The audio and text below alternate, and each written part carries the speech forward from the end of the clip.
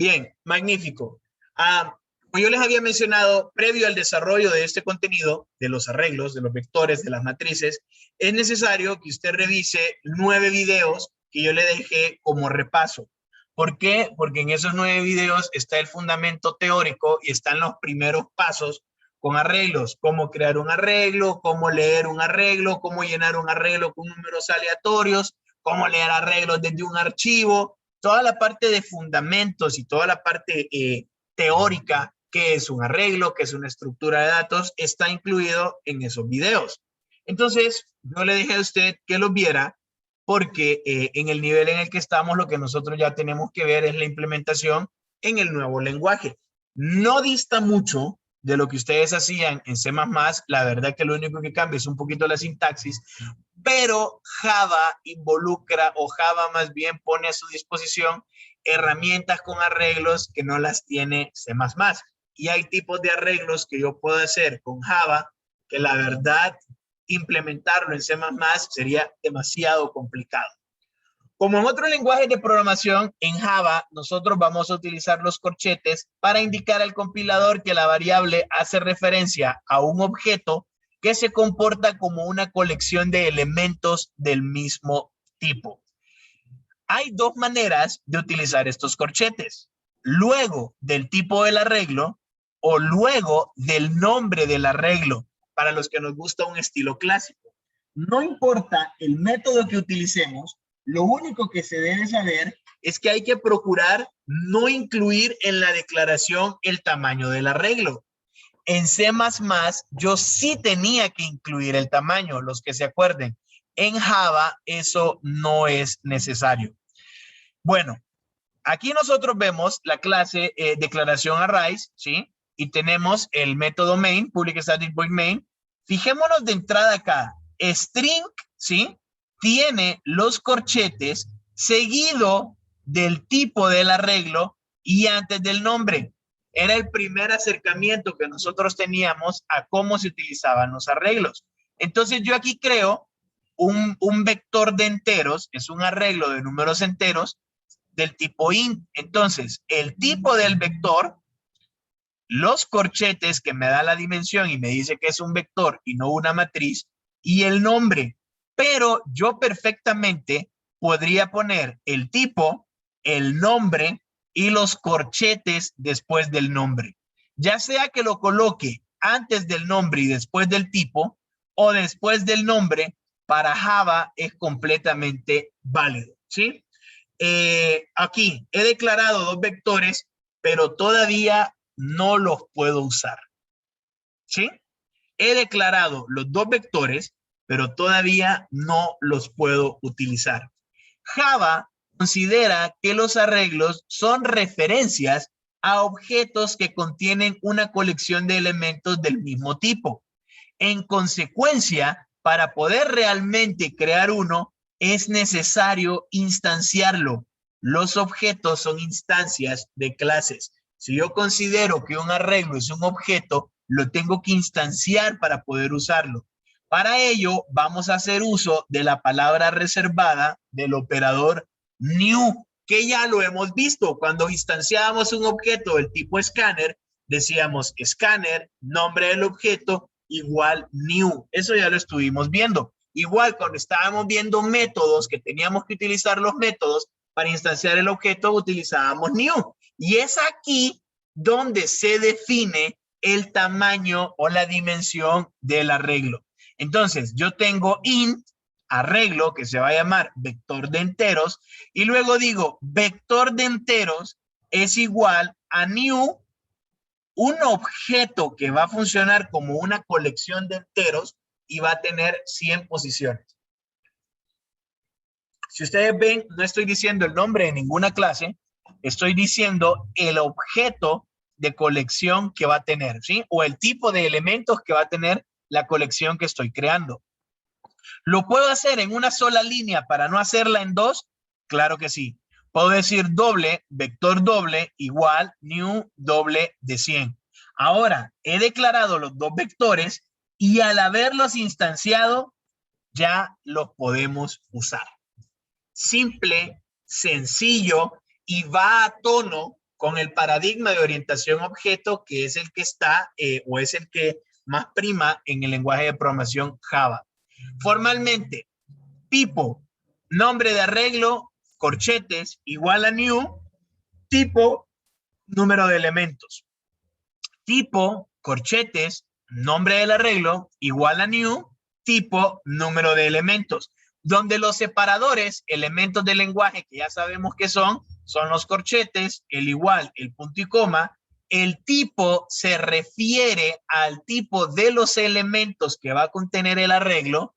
El nombre del arreglo, la denominación nominal, cómo me voy a referir de él. Y new es la palabra reservada, que es el operador para instanciar que nos facilita Java. Finalmente, número de elementos es la cantidad de elementos de este tipo que va a tener esta colección. Haciéndolo esto de una línea o haciéndolo de esta manera.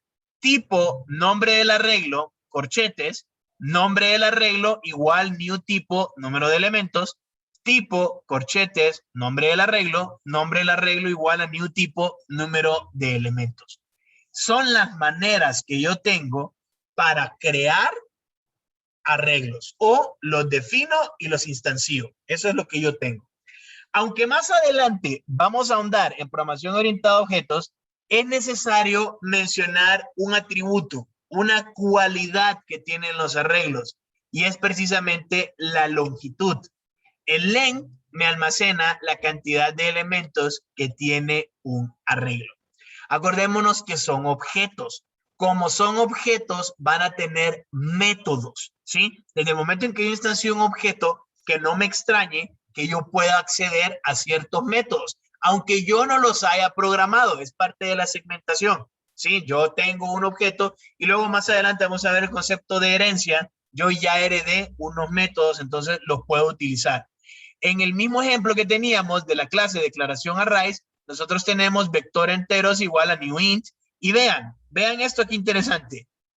Doble es de 50, int es de 100. Si yo doy vector enteros punto length, ¿sí? Punto length, lo que me va a decir es precisamente la cantidad de elementos o la cantidad de espacios disponibles que yo tengo para ese arreglo.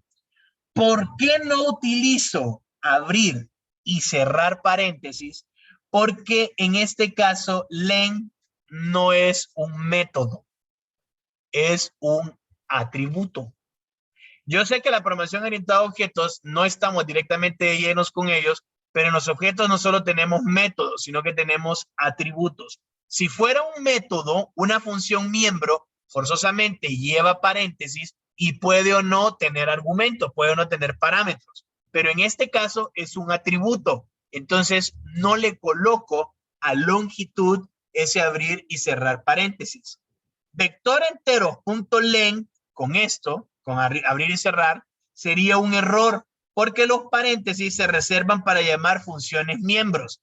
Y len no es un método, es un atributo. Entonces no lo necesito.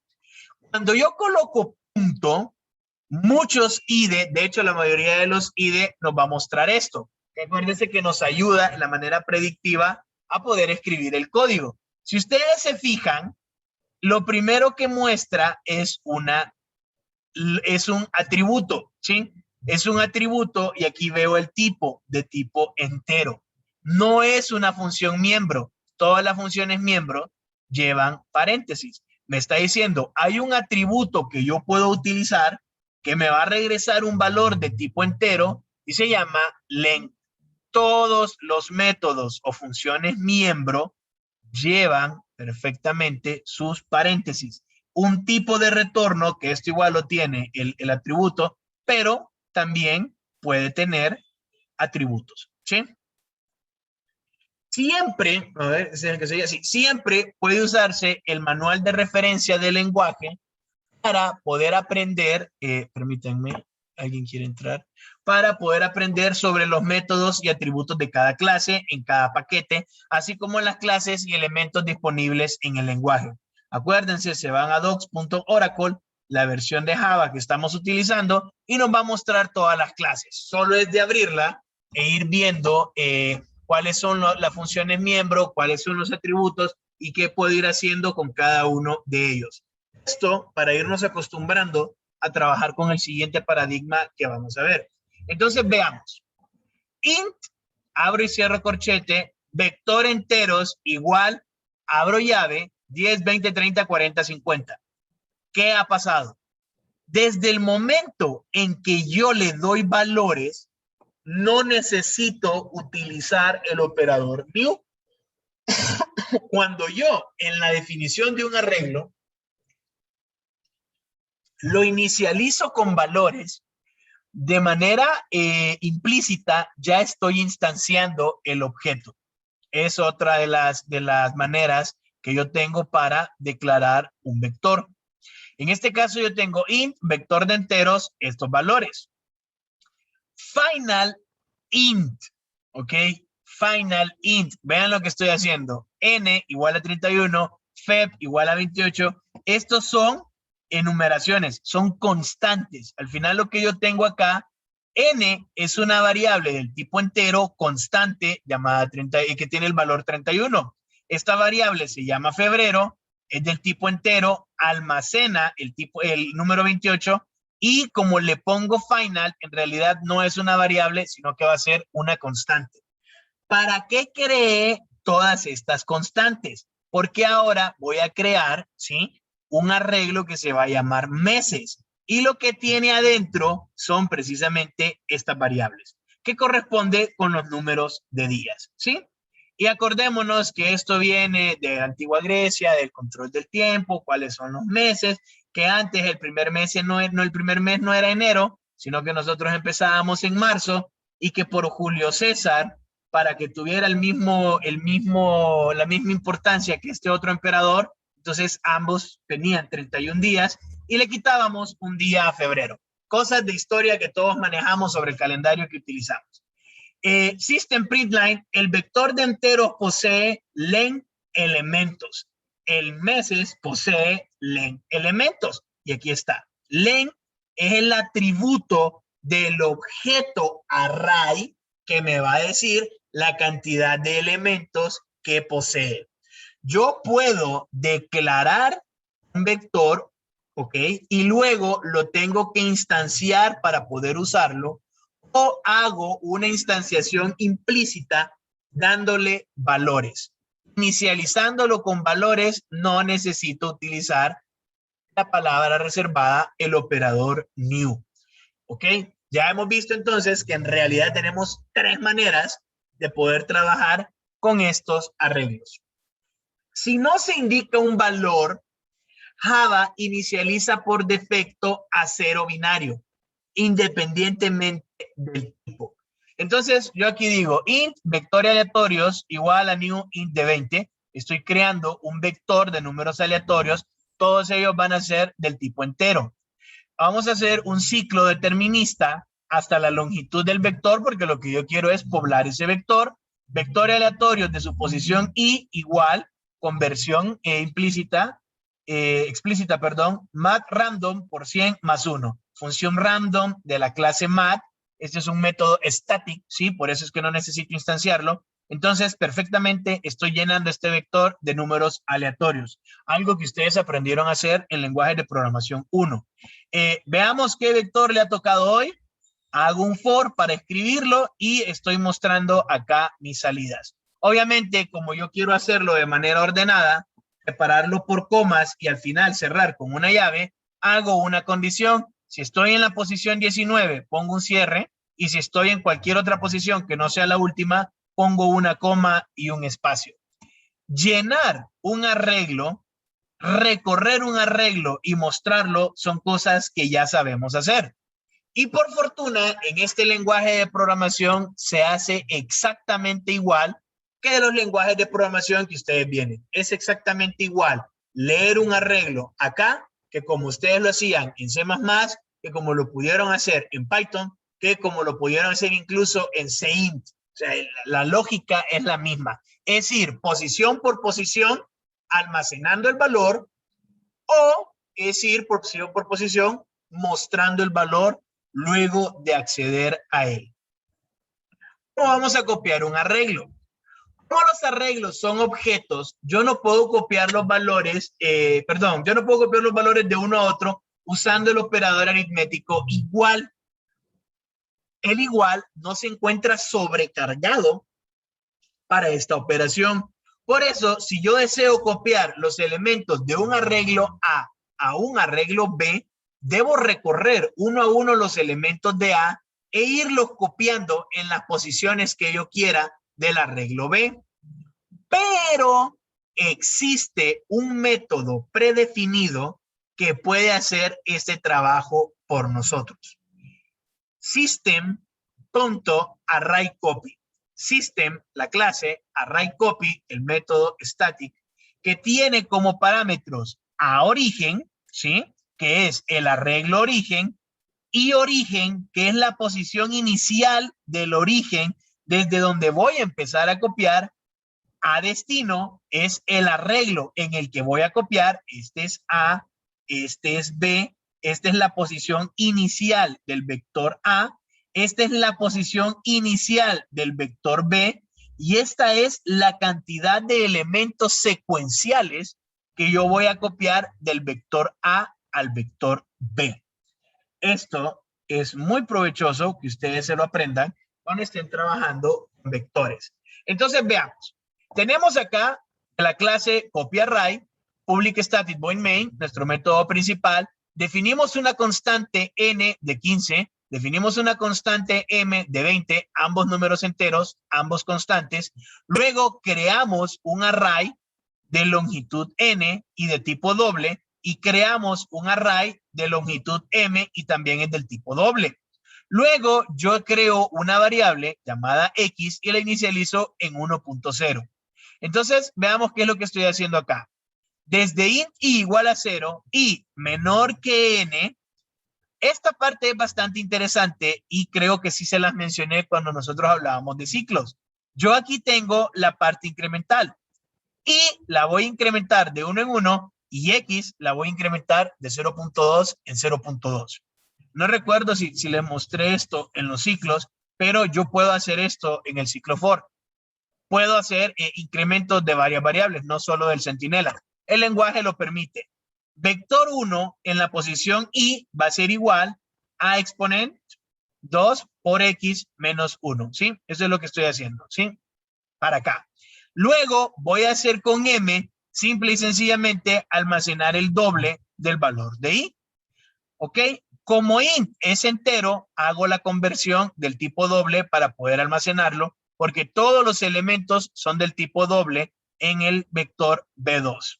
Ok, ahora voy a recorrer el arreglo para mostrar los valores del B1, cierro la llave y muestro todos los valores del vector B2. Y esto es lo que yo tengo acá. Esto es el vector B1, esto es el vector B2, ¿ok? No solo incremento y, sino que también estoy incrementando x, cosa que Java me permite hacer. Ahora, veamos esto. Haciendo copia. Si yo doy system array copy B1 src source, esto viene de fuente source position, n-1, menos 10 más 1, vector 2, posición destino, 10, la cantidad de elementos a copiar. Lo voy a hacer de esta manera. Ya tenía toda la primera parte donde los mostraba y ahora vean, voy a hacer una copia. En el vector 1 de la posición n-1, menos 10 más 1, al vector 2, empiezo en la posición 10, voy a copiar 10 elementos. Esto de acá, vamos, ustedes pueden hacer la operación y decirme de qué número empiezo. Aquí está. El vector 1 empieza acá, es todo este vector. El vector 2 es este número de acá. El vector 1 no cambia, pero al vector 2, a partir de cierta posición, le empecé a copiar los elementos de este vector de aquí. ¿Ok? Así funciona. Simple, sencillo. ¿Qué pasa con las matrices? Las matrices son arreglos de 2 dimensiones. Entonces, tengo una constante llamada fil para indicar las filas, es un número entero en valor 3. Tengo una constante col para indicar las columnas, es un número entero que vale 4. Y esto no cambia en nada. Doble, cada dimensión, un grupo de corchetes. Matriz igual a new doble, cada dimensión, sus corchetes con el valor que tienen que tener. Para poblar una matriz es exactamente igual a como nosotros lo hacíamos en lenguajes 1. Tengo un ciclo determinista para las filas que va a ir avanzando fila por fila y tengo dentro un ciclo determinista que me va avanzando columna por columna. Primera fila, cada una de las columnas, termino las columnas, cambio de fila, recorro las columnas, cambio de fila, recorro las columnas. Para mostrar es exactamente igual. Hago el recorrido y luego lo que deseo hacer. Mientras acá estoy asignando números aleatorios, acá los estoy mandando a imprimir. Utilizo printf y no println o printl porque lo que yo quiero es darle un formato de 2 cifras decimales. Y aquí está la salida. ¿Sí? ¿Ok? Sencillo, fácil. Esto es exactamente igual a lo que ustedes vienen manejando de lenguajes de programación anteriores. Lo único es que como esto se basa en programación orientada a objetos, me regalan un método, una función static, función miembro static, yo la puedo utilizar para no tener que estar haciendo un for, hacer la copia, o un for doble y estar haciendo la copia, y poder hacer esa copia de elementos. Luego, en las matrices es exactamente igual. La única diferencia es la manera en la que yo creo los arreglos, que sí dista un poco de lo que tenían acostumbrados en C++. Ok, Java me permite crear este tipo de estructura irregular. Veamos, una fila, una columna, una fila, 2 columnas, una fila, 3 columnas, una fila, 4 columnas, una fila, 5 columnas. No estoy hablando de una matriz de 5 por 5, donde aquí solo voy a usar una posición, acá voy a usar 2, aquí voy a usar 3. No, esta fila solo tiene una columna. Esta fila tiene 4 columnas. Resulta que Java me permite crear este tipo de arreglos irregulares, ¿ok? Nosotros estábamos acostumbrados a hacer esto. Vean, tengo aquí public static void main, creo mi vector, en este caso no es un vector, sería una matriz, lo más apropiado era colocarle m, que es una matriz cuadrada de 2 por 2. Leo los elementos y los visualizo. Esto es lo que nosotros hacíamos, ¿sí? Esto es lo que nosotros hacíamos. Acá en la función miembro leer, creo el variable de tipo scanner, le voy pidiendo a la persona cada uno de los valores y luego lo cierro. Y en visualizar, simple y sencillamente, hago los ciclos dobles para escribirlo. Esto porque las dimensiones son iguales, ¿sí? Las dimensiones son iguales.